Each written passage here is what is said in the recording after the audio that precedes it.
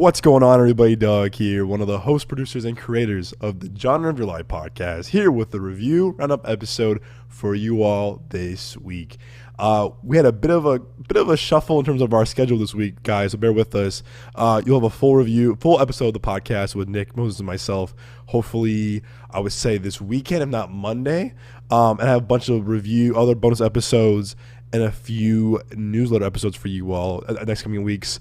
It's been a crazy holiday season, as you already know, probably. So bear with us here. We're kind of getting schedule changes and kind of just exhaustion, but definitely long work weeks have definitely affected our schedules for us to record the episodes of the show. So to have no fear, you should have a full episode of the podcast for you all, I would say, beginning of next week. If not, you probably will, because I have a few review episodes for you all. I'm behind on a few episodes for my review of Eternity, as well as Rental Family, movies that I'm looking forward to reviewing for you all. So hopefully you can definitely see a lot more episodes the next few weeks during the holiday season, keep you occupied until the new year. But don't worry, we'll have I think our next episode will definitely be our top 10 of 2025. I think we've seen everything that we wanted to cover. I know Moses was seeing Avatar tonight. I think Nick might be seeing it tomorrow, if not Saturday, before we do the podcast. I'll probably see it next week, if not end of the weekend. I'll be honest with you guys, as a kid, I loved the first one, but as time went on, I kind of just lost interest in these movies. But I'll for sure review it, of course, on the show for the show. But I think you'll probably hear Moses review, Nick's review of the movie first this weekend, if not next week. Again, have my review, of course, like I said, of Rental Family, and as well as Eternity coming out next week. Look out for that. But yeah, our next episode is going to be definitely our top 10 of the year, so look out for that. I'm trying to think what else do we have in store for you before the end of the year. I'm behind on Knives Out. Was it 3? What is it? Wake Up Dead Man. Look out for that. I'll probably watch it this weekend. And what else is coming out? Marty Supreme coming out as well. A movie that I'm actually looking forward to, even though I can't stand, as you all know on this podcast by now. If you're new to the podcast, you'll learn I'm not a fan of Timothée Chalamet at all as an actor or as a person personally. It doesn't work for me for some reason, but I'm a big Josh and Benny Safdie fan. This is Josh Safdie's solo debut, but also writing it with Ronnie Bronstein, who wrote Good Time and Uncut Gems with the boys. So I'll have my review of that. Anaconda comes out next week as well, so hopefully I have my reviews of those movies, hopefully in a bonus episode at the end of the year, if not beginning of the year, so look out for that. But yeah, a lot of things in the pipeline for you guys too, so we have a lot in store for you all before the year ends, of course, as we head into the hopefully amazing year of 2026. But on this week's review episode, all that rambling, ranting, you'll have my review of The Housemaid that we saw last week. The embargo was now lifted to do our review, and of course, actually, I was going to do another movie, but also too, we're probably going to do a review of my review of also It, Welcome to Derry. Show that I was so behind on. I was so hyped for. If you heard on the podcast, even I remember a couple years ago, we covered the announcement of the show like 2 years ago, I want to say. So a movie that I was so hyped, a show that I was so hyped for. I'm a big fan of the It movies by Andy Muschietti. Those were just big parts of my college years. So our college years, myself, Moses, and Nick. Literally cannot wait to review that as well. So we're gonna have one movie and one show. So I cannot wait to review these on this episode. But again, of course, you can find this podcast on your favorite podcast platform of choice, whether it's Apple Podcasts, Spotify, Amazon Music, or Apple Music. Spotify, Apple Podcasts, Amazon Music, and there's my dog in the background right there. Apple Podcasts, Amazon Music, Spotify, or your favorite podcast platform of choice. And of course, you have our full video show on our YouTube page, youtube.com/Midway Avenue Productions. Again, whether on YouTube, Apple Podcasts, Spotify, don't be shy, don't be a stranger. Review, rate the show. We're gonna hear from you guys. Leave us a comment in the comment section on our YouTube channel, as well as our review section, or rating and review section of Apple Podcasts, Spotify. Your feedback means the world to us. It truly does. Seriously, thank you all for all your support. Again, 3 years going on, 4 years next year, which is crazy. I love doing this show. Again, it's my honor doing this show with the boys. I know the boys feel the same way. We love doing the show for you all as well, and we just love talking about movies and ramble about all things entertainment. We just love it. So excited to kind of keep on this momentum going for the new year, and we have a lot in store for you all in 2026. So buckle up; it's gonna be a great year. But thank you all for your support.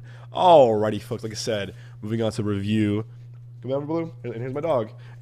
And to our video listeners, you'll see my dog Blue in our camera. Hi, Blue. Say hello. Ooh. Hello. You sing. Ooh. Okay. You movie fan? Okay. No. Yeah. So. All right. Fair enough. Again, I have my review of The Housemaid first, of course. A movie that I'll be honest with you guys, I didn't really love the trailers. I'll be honest with you guys. I just felt like, again, I'm a big Paul Feig fan. Paul Feig did this, who did stuff like Bridesmaids, The Heat, Spy, Simple Favor, Another Simple Favor. A movie that actually, as a kid, loved called Unaccompanied Minors. He's also creator of one of my favorite shows ever, which is the Freaks, not Housemaid, the Freaks and Geeks, a show that I just adore so much. Actually, I love the show so much. So again, I'm a big fan of his a lot. So when I saw this, and to be fair, we did see him at South by this year at the premiere. That was our first premiere of South by, was Another Simple Favor that me and Nick went to. So we saw him, saw the entire cast, or whatever. I'm a big fan of dude. He loves movies. I heard he's a really nice guy in real life too, so I respect him for that too. So I was like, ooh, Paul Feig's doing another thriller that isn't a Simple Favor-y. That makes sense. And this one definitely, again, the trailers didn't really sell me. I was intrigued by the premise to a degree, but also wanted to see what Paul Feig did, another mystery and thriller. I know the book is also beloved by many. Again, not knowing anything about the book, although a lot very twist and turning, I was intrigued but not sold.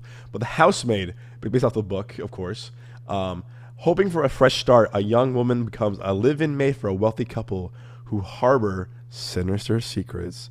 It's a good pitch, actually.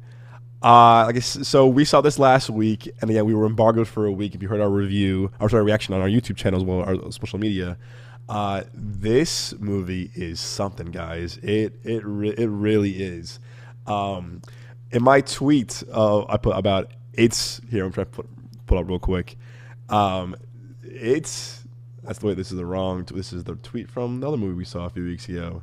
Where are we at? Here we go. The Housemaid is Paul Feig channeling his inner David Fincher. Absolutely. This movie is definitely Paul Feig doing David Fincher, because I feel like he was stepping away a little bit into more David Fincher-y and very more serious filmmaking with A Simple Favor, a movie that I love, by the way. I love the first one. 2 was good. We liked 2 a lot at the premiere, but 2 for sure had more, I would say definitely more of like a more comedic in the second one, more of like a Agatha Christie whodunit kind of vibe, which is cool and all. But the first one to me, I think, had a better balance of better tone balance of mystery and comedy. The second one definitely more had comedy than thriller. Again, still worked for me, but again, that first one, I love that first one a lot. But it is definitely David Fincher. It is, watching this, I was like, oh, Paul Feig is definitely doing a David Fincher, very Gone Girl-esque, and definitely the best way to pitch this movie, like I said, is a very sadistically twisted mix of Gone Girl, Simple Favor, and Get Out. Definitely Paul Feig channels a lot of those 3 movies in this for sure, but I would say this movie is definitely more heavy on the thriller, mystery, Gone Girl, David Fincher-esque than the comedy. Again, I feel like both in Simple Favor had a beautiful balance of a really whimsical, really masterful balance of comedy and thriller. This is a thriller, I would say 85%, comedy 15%. But what Paul Feig does very well, the way he did with Simple Favor, is that he definitely can masterfully balance both tones very well. He can put comedy in when comedy works. He put more thriller mystery when it has to be more of a thriller mystery. And it was definitely a darker movie than A Simple Favor. And I was like sitting there, like, wow, like he is stepping away from more comedy. And I wonder if his next movie will be just more of a horror thriller. And again, I love when filmmakers and actors who kind of like try different things, or try new things in terms of their style of filmmaking and acting. Obviously, Jordan Peele did it with Get Out. Zach Cregger went from comedy to obviously horror with Barbarian and Weapons. John Krasinski obviously went from comedy to Quiet Place, whatever. I just do like when filmmakers kind of change their style a lot. That's not a lot this year too, with like obviously Darren Aronofsky doing a Caught Stealing, more of like a Guy Ritchie, Tarantino kind of vibe. But yeah, in this year with PTA doing One Battle After Another, it didn't really feel like a PTA movie. It felt more like a old school kind of throwback movie. But with that said, though, this movie is bonkers. Again, it's sadistic. It's darkly funny, like I said, but you definitely you're uneasy. You're kind of uneasy watching because it's very uncomfortable to watch it. And I'll tell you, and when you're watching it, but the whole time I was intrigued because I was like, what's gonna happen? Like, what does this mean? Who's what? Is there gonna be revealed?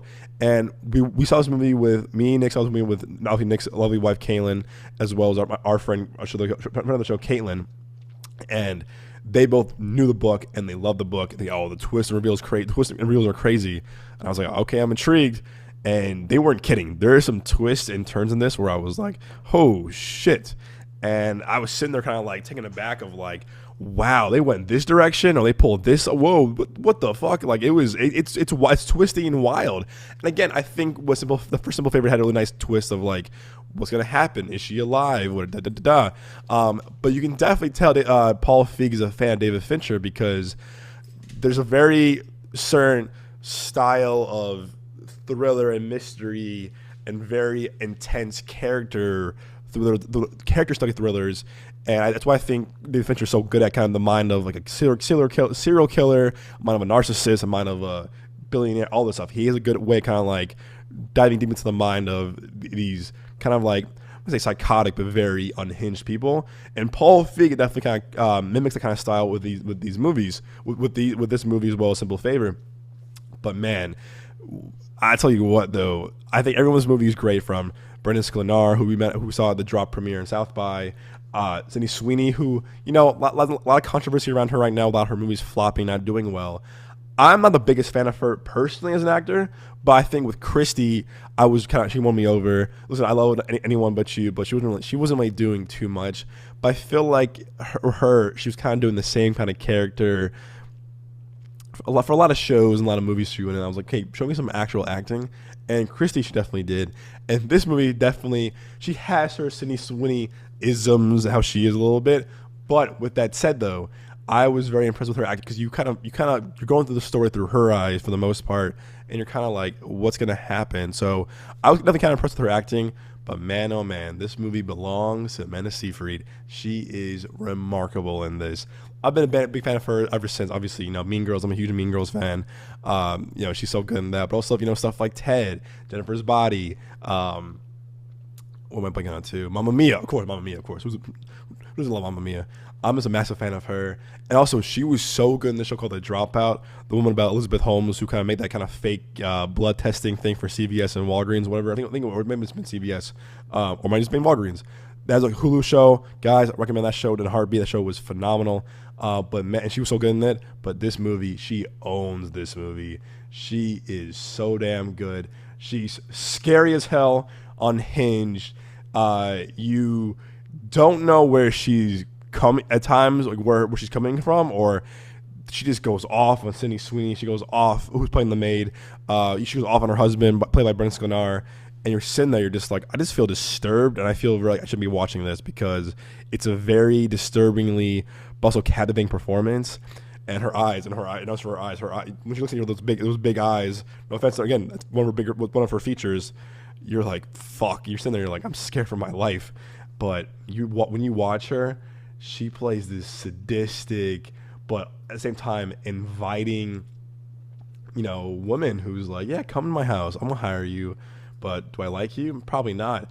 And she played this very bipolar is the right word. No, bipolar is the right word. Bipolar, but also very just unhinged. Like she's off her shit. And she just, whenever she's on screen, she just captures the screen. She captures the movie. And I was just so like mesmerized by her performance because I was terrified of her, but also mesmerized at the same time. And I think personally, this is her best performance of her career so far. Mamma Mia is great, Mean Girls is great, but to me, watching this, I'm like, yo, this is her movie, and she steals the show. She is so damn good in this. Everyone's good in this though, because she has really weird, but also nice interesting chemistry with Sydney Sweeney's character, and obviously, her and her husband, but again, played by Brendan Sklenar. They have a weird thing going too, because like the whole movie, you're kind of like, who should you be trusting? Who you should be following? Who should I be really paying attention to? And not spoilers, of course. You think it's going this way, and then it goes this way. And I have my assumptions and suspicions about certain things, but it takes a few turns. You're like, fuck off. And I was sitting there, I'm like, whoa. So again, I think Paul Feig does a very good job also kind of building anticipation as well as kind of really kind of laying the groundwork for like a big reveal, but also having the big reveal be a payoff, and it works. Like, you're not sitting there like, oh fuck, really, this is the payoff? Seriously, this is it? No, the payoff is worth it, and the twists and turns are they're earned. I would say that much too. If I had any negatives to say about this movie, it's 2 hours and 15 minutes. The pace is good for the most part, but it drags a bit. The middle it drags a bit, and towards the end it drags a bit. You're kind of like, this could have been cleaned up. I think A Simple Favor is what, like an hour 45? Let's see. A Simple Favor. 2 hours. Okay, I think Simple Favor could have been maybe tightened a little bit, but I think it had a bit of a better pacing. I think Another Simple Favor was a bit longer. Yeah, 2 hours. Yeah, that for sure. But this movie, it's 2 hours and 15. You feel it, and I for a while it's kind of like, it feels like it's being dragged on a little bit. Like, let's kind of, I think it could have been tightened up a little bit, maybe 20-ish minutes shorter or just tighter runtime. It would have felt like a more of a clean cut kind of movie, because towards the end I was like, this could have ended maybe 10 minutes ago, or this could have ended here or whatever. But they kept going with things. I'm like, all right. This movie is brutal. There's some things I was squeamish of, and I was like, and we see everything. And I see a lot of more horror movies than I ever did in my life. There were some things where I was like, ugh. I had to turn away, where I was like, I can't watch this. And it goes there. And I was like, oh shit. And there's two things in particular where I know if you're fans of the book, you know what I'm talking about. And you're kind of sitting there like, ooh, no. And again, they don't shy out. Again, this is a hard R, and so a hard R rating, and you're like, oh, no. And there was some things where I kind of like, after the movie, saw my friend Caitlin, I was like, oh fuck, I feel just like they took it there. Oh Jesus. So there's some things that after a week later, it's definitely sticking with me, where I was like, I still feel kind of like this ick by that. I'm like, oh god. So hey, props to Paul Feig for really kind of like doubling down on the brutality of it all, and not kind of shying away. This is a very hard R rating movie, and earns its rating for sure. And you're sitting there, you're like, oh, looking away. And I love seeing a movie like this with a crowd and audience, because the collectedness of like, oh no, or don't do that, gross. Like, this movie is definitely made to see it with a crowd. And I do like that. Honestly, too, this was a big surprise. I felt like it's the end of the year. A lot of the award movies are coming out now, but we don't get much genre films like this coming out that actually deliver.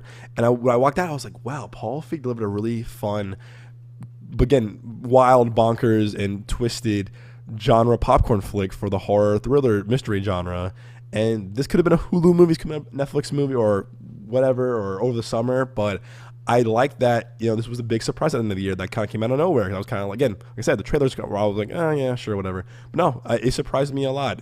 So I would definitely say, and also, I don't mean to the guy, but there's also an actor in this. He was in Another Simple Favor as well. I'm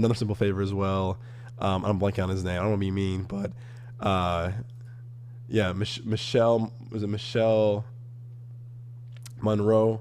We saw him in Another Simple Favor. I think he's a new actor for me, at least. He's got some time to definitely work on his acting, because there were some things when we saw No Simple Favor that made me and Nick laugh. We were like, bro, this is your performance for real.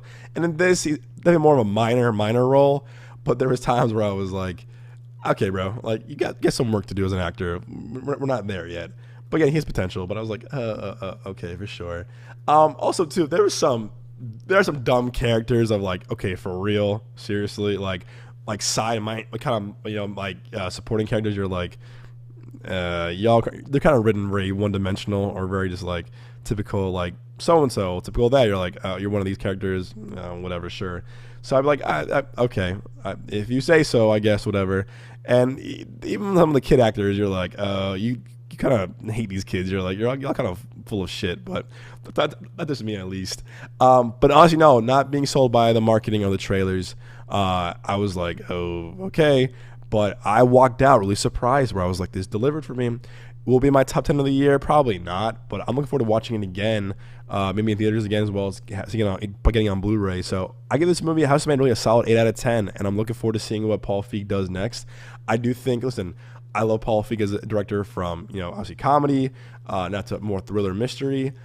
But I have a feeling, though, that I think Paul Feig is slowly kind of stepping away from the comedy genre and really embracing his thriller, David Fincher, Alfred Hitchcock kind of isms as a filmmaker, and this is a new era for him. So again, as a fan of him, I'm always down to see what Paul Feig does.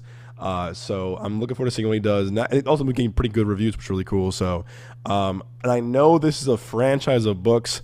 I have heard that the books aren't that great. The other books aren't that great as the first one, but the movie definitely is open ended to another book, another 3. It's a trilogy of books, so they make 2 more. Yeah, I watch them. I'm intrigued of like what could happen next, whatever.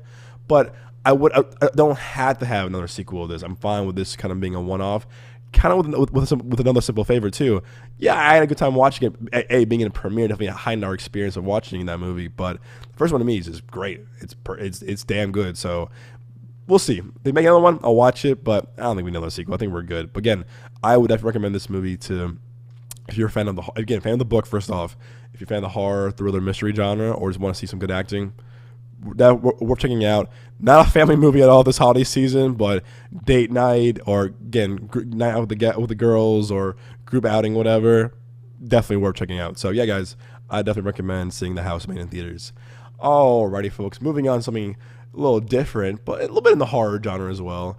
And this is It, Welcome to Derry. If you heard me in the beginning of that episode, like I said, the first 2 movies I adore because I think I got into horror a bit more. I think I would say college, like freshman-ish, definitely beginning sophomore year of college. And I remember seeing the first It movie with Nick and some other friends in college, and that was an event because we went at the AMC Center Point on Mill Avenue near ASU.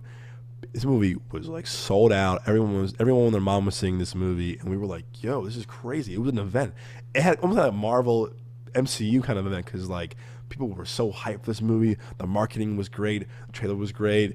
Bill Skarsgård was very intriguing as Pennywise. What's gonna happen? Also, too, the first It had definitely had the boost because of, I think, Stranger Things season 1 came out the summer before, so it was like this whole like Stephen King-esque nostalgia kind of like filmmaking was definitely huge right now, pretty big. So definitely so that. But to me though, it was probably my, I think, top 5 of that year. Saw it 3 times in theaters. Love that movie so much. Part 2 I liked a lot. I'm seeing it with our friend Joel, who used to be the host of the show, and Nick a couple years ago. 2 was great, obviously, but to me 1 was just chef's kiss, and got me into more horror movies. And I'm not a Stephen King fan. I would say I've seen a few of his movies and adaptations of his books. I didn't read any of his books personally, so I know more of his movies and shows. But again, when this was announced a couple years ago, we covered this on the podcast. Because at the time, Bill Skarsgård, who was a goddamn good actor, he owned that role of Pennywise. I mean, he scared the shit out of us when we were seeing that first movie. And he just, again, Tim Curry's the man, of course, but Bill Skarsgård owns this role of Pennywise. He's so damn good. So I was like, if he comes back, I'm there. And sure enough, he came back, and I was like, all right, let's go time. So I was really hyped. Yeah, and also, Annie Muschietti, who did the first 2 movies, came back to produce and develop the show and direct the show with his sister, who's his creative partner, as well as Jason Fuchs, I want to say, who wrote the second movie or has a lot of involvement with the movies itself, like rewriting the script and script department. So the Muschiettis understand It and Derry more than anyone else in the Stephen King kind of like adaptation filmmakers, whatever group of filmmakers. And man, this show is also something else in a good way. If you're what also kind of worried me too, because this show was based off of the character but no other IP. There again, no spoilers, of course.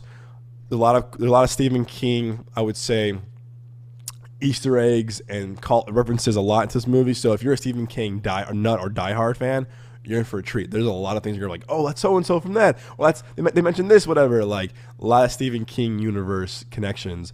If you've seen the trailer, you see the Shawshank prison bus, whatever. So this type of iceberg. There's a lot of stuff you're like, oh, whoa. So when this debuted on Halloween, I watched the first episode, loved it, and the first episode is, oh my God. I was sitting there, my jaw was on the floor. I was like, wow, they took it there. And this show does not hold back. It is bloody, it is gory, it is violent, it is disturbing, it is scary. Honestly, it's a bit more violent and disturbing than the first one, I would say. Like no joke, this show takes some very out there swings with the violence, the gore, the over the topness of Pennywise. And again, the scary thing though is that this show, Pennywise is not the only thing to be worried about in the show. There's a lot of things that happen. It's 1960s Derry, Maine. The first one was 89, and 2 was modern day. I think it was 2018, whatever the year was, whatever. So this show has a lot to say about the time it's takes place in. So Pennywise is not the only thing to be scared about in this show. So I think the first, again, I was late to the show a little bit. Again, watched the first episode, kind of stuck up, kind of just got a little off track, a little distracted, whatever. But people, my boy Curtis, were telling me this too, like, dude, gotta go back, bro. It's crazy. It's crazy. It's crazy. I was like, I'll watch it. No, man, you gotta watch it. So I binged the entire season at the past 2 days, and I'm so glad I did because, goddamn, this show is one of the best shows I've seen this year by far. But again, it being a prequel and not based on any IP, I feel like nowadays now when they make sequels or prequels of books that there's no IP to adapt, it could be shit or it could be really good. And luckily the Machetes being involved with this, it worked. But really, from the first episode, it takes you there and it does not stop. It is a bloodbath the entire time. I will say that the first 4 episodes are a bit slow. I'll say that much. I was kind of like, okay, that may be spoiler, but you don't really see Pennywise till like later in the series. That was definitely a choice, I would say, for a character decision, but which I get for sure because you want this is Pennywise is now a really recognizable brand as a villain. Which kind of makes sense, of course, but oh boy, none of these kids are safe. No one's safe in this show, and I tell you, Machetes and definitely the writing team, the writing staff involved, do a good job of definitely building anticipation, kind of like making you feel uneasy and a lot of tension. You're like, what's gonna happen next? What the fuck? But once you do see the introduction of Pennywise, it's worth it. I was like kind of smiling because I was like, wait, why am I happy to see a really murderous creature who was a killer clown? Why? But I was happy to see Bill Skarsgård. I'm a big Bill Skarsgård fan, but like when his reveal happens in the show, you're like, oh, there he is. I got so hyped. Like, yeah, there he is. There's Pennywise. Just being so a fan of these movies and a fan of him, I was like, this is awesome, and I had a big smile on my face. But I'll tell you what, this show does not shy away from how shitty Derry is as a town. I mean, this show shows how fucked up the town of Derry is, even more so than the movies. You're like, man, these people are terrible. This town doesn't give a fuck about anyone. This town is very mean. Town is just fucked up. There's racism. There are people getting beat up in the streets. No one saying anything about it. They walk on by. Ignorance to crime. Like, this show is like, yeah, again, you're in Derry, you're not, this town fucking sucks, and they don't shy away from it whatsoever. Yeah, it's a show. It's a show that I was like sitting there, I'm like, wow, they're really pushing all as much as they can. I will say this though, the casting overall works really good. The only actors I really knew from this was definitely, pull some IMDb real quick.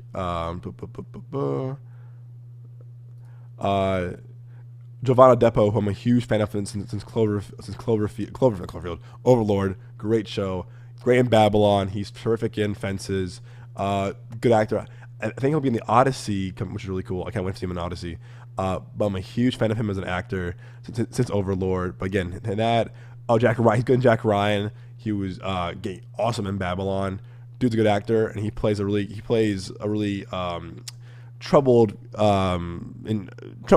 character in this. Also, his wife, played by Taylor Page, who I'm also a new fan of as well. She owns the show. Like when she's on screen, and first off, she's very super talented. But when she's on screen, she commands your attention, and damn, she is so captivating, and just the way she has this giant heart. She wants to do right, but again, she's in this new town that is challenging her ethics, her beliefs, her values, her morals, and you feel for her because she wants to do right. But man, she delivers a phenomenal performance in this. And also too, what I think the first It movie did really well was that definitely had an Amblin, Spielberg, but also Stephen King definitely mixed pretty well. But that's also too, I would say, Andy Muschietti's credit, he knows how to direct kid actors very well, like Spielberg does. Because again, kid actors is hard. You never know what you might get out of the performance from them or the source material.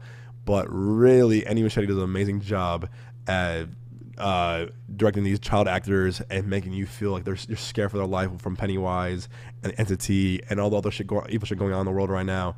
So all the child actors across the board were great.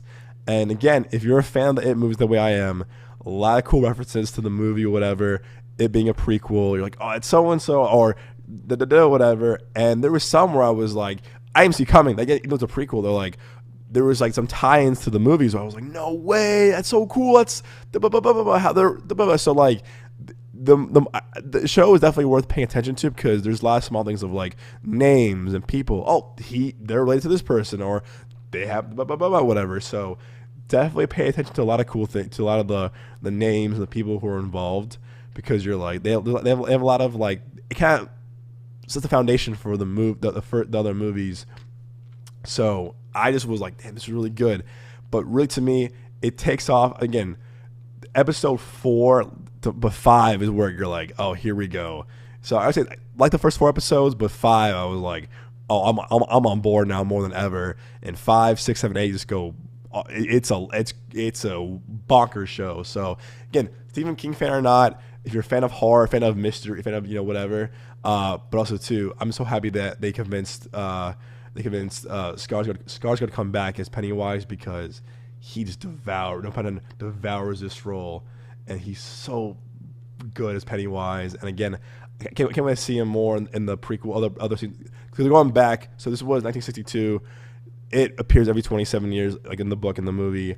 They're going back to 1935 next, and you see all kind of like the times during the opening credits. So I'm looking forward to seeing how they go back in time, how they utilize Bill Skarsgård and Pennywise. But man, they keep making more of these seasons. I'm there. This movie definitely opened my eyes to horror and being a new fan of horror in 2017. So if everyone who I like is still involved, the Machetes, Jason Fuchs, and Funks now with Bill Skarsgård, I'm there. But if you don't do well with horror, or gore or violence, stay away from this, because this show does not hold back its punches when it comes to the gore, the violence, the absurdity.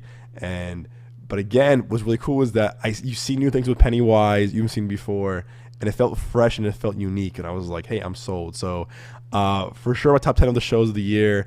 And again, being a fan of the franchise, this definitely heightened my experience. So I give Welcome to Derry a solid 8.5 out of 10. I had a great time watching the show.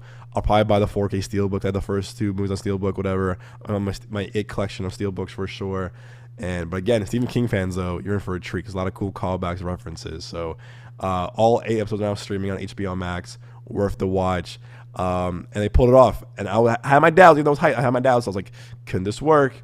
It works. And everyone involved, again, hats off to you guys. You guys killed it. So I'm looking forward to seeing the next seasons, and whatever Andy Muschietti does next as a filmmaker, and everyone involved. So for sure, check out both The Housemaid this weekend. If you're at home, Welcome to Derry on HBO Max. Check it out. Alrighty, folks. Hope you all enjoyed this review random episode of a show and a movie. But like I said, we'll have a full episode of the podcast with you for you all, and beginning of the week. Can't wait to tell you guys our rest of our top 10 of the year. Give a bit of a tease for you with the first top 5. But hey, that's only the surface, my friends. We have a lot more in store for you in the next few weeks as we lead into 2026. Again, until the meantime, have a wonderful holiday season. We'll speak to you soon. Get your Christmas shopping done if you can, or holiday shopping done you can. The countdown is real. It's this weekend, guys. Get it done.